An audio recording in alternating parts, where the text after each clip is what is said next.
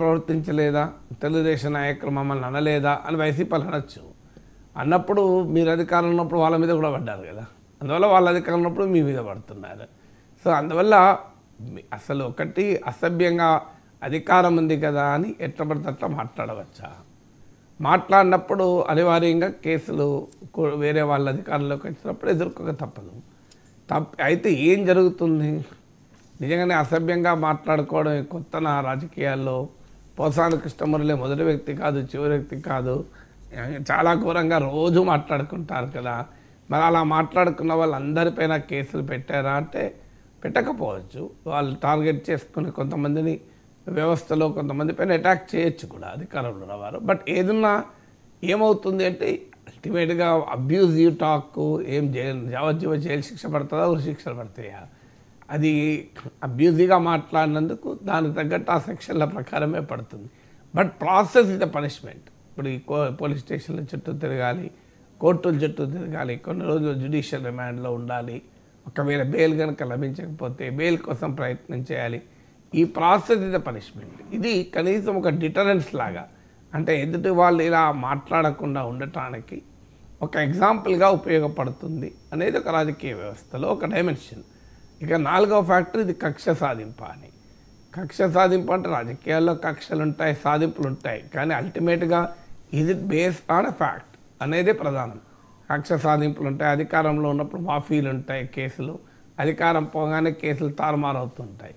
అందువల్ల కక్ష సాధింపు అయితే కావచ్చు, కాదని కూడా నేను అనలేను. కానీ బట్ ఫండమెంటల్గా ఆడ క్రైమ్ ఉందా లేదా, అంటే అబ్యూజివ్గా మాట్లాడాలి లేదా అంటే ఖచ్చితంగా మాట్లాడాడు. ఇలా మాట్లాడిన వాళ్ళు చాలామంది ఇంకా ఉన్నారు కూడా. తెలుగుదేశం నాయకత్వంపై కూడా రోజు రోజుకు ఒత్తిడి పెరుగుతోంది. ఇంకా వీళ్ళని అరెస్ట్ చేయలేదు, వాళ్ళని అరెస్ట్ చేయలేదు.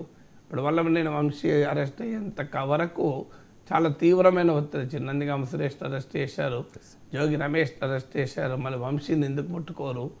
ఇప్పుడు ఆల్రెడీ సజ్జల భార్గవ రెడ్డిని ఎందుకు ముట్టుకోరు? కొడాలి నాని ఇంకా ఏమీ లేదు, ఆగిపోయింది మొత్తం, ఆయన పైన ఎందుకు నడవడం లేదు? ఇలాంటి విమర్శలు ఆల్రెడీ తీవ్ర స్థాయిలో వస్తున్నాయి.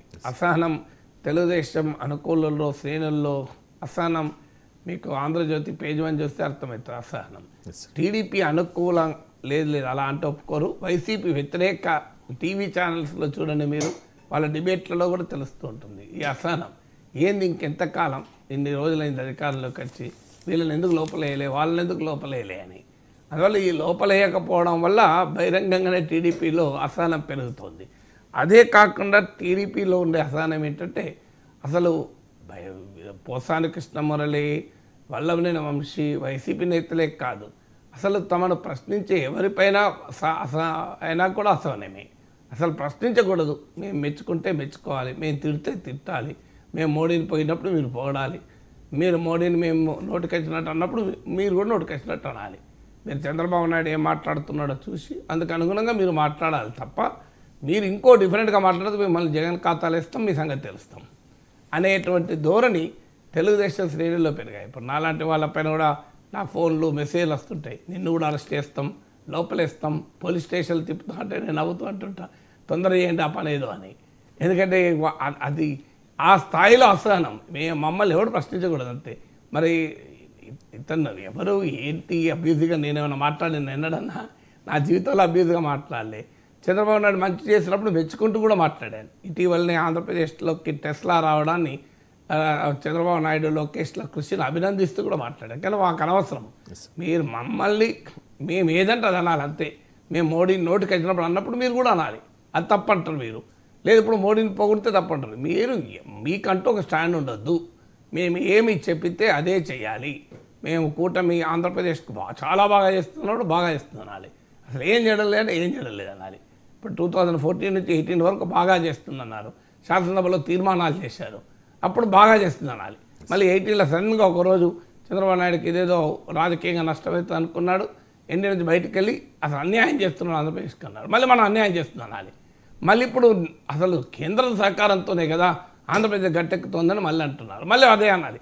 మళ్ళీ రేపు ఏదో రాజకీయంగా చెడింది అనుకోండి, ఆంధ్రప్రదేశ్కి మళ్ళీ మోడీ అన్యాయం చేసినప్పుడు మళ్ళీ మనం మోడీ చేసిన అన్యాయం చేస్తున్నాడు. సో ఆ రకమైన ట్రెండ్ మారిపోయింది రాజకీయాలు. అంటే మీరు అలా అనకపోతే మిమ్మల్ని జగన్ ఖాతాలు వేస్తాం, ఒకటే లెక్క ఖాతాలు వేస్తాం. ఇక ఒక్కొక్క రెచ్చిపోయి నిన్ను కేసులు పెడతాం, పోలీస్ స్టేషన్లో చుట్టూ తిప్పుతాం, జైల్లో పెడతాం, తెలుస్తుంది అప్పుడు నీకు అని నాలా అంటే వాళ్ళ పైననే అటాక్ పెడుతుంటే ఇక కృష్ణములో వదిలేస్తారా మీరు చెప్పండి. నేను ఎందుకు ఎగ్జాంపుల్ చెప్తున్నా అంటే అసలు ఏ చట్టమును అనుమతించదు అలాంటి మీద కేసులు పెట్టడానికి. ప్రపంచంలో ఏ చట్టం అనుమతించదు. మీరు అలాంటి ప్రయత్నం చేస్తారని కూడా నేను అనుకోను. చేస్తే జరగబోయే కాన్సిక్వెన్స్ కూడా మామూలుగా ఉండవు. అయినా కూడా కింద శ్రేణులు అంత అసహనాన్ని ప్రదర్శిస్తున్నారు. ఈ అసహనాన్ని పెంచి పోషించిన తర్వాత ఆగుతుందా? ఇక మరి ఈ రకమైన ధోరణి ఇంకొక ఆవేదన కలిగించే అంశం ఏంటంటే అసలు ఈ క్రిమినల్ జస్టిస్ సిస్టమ్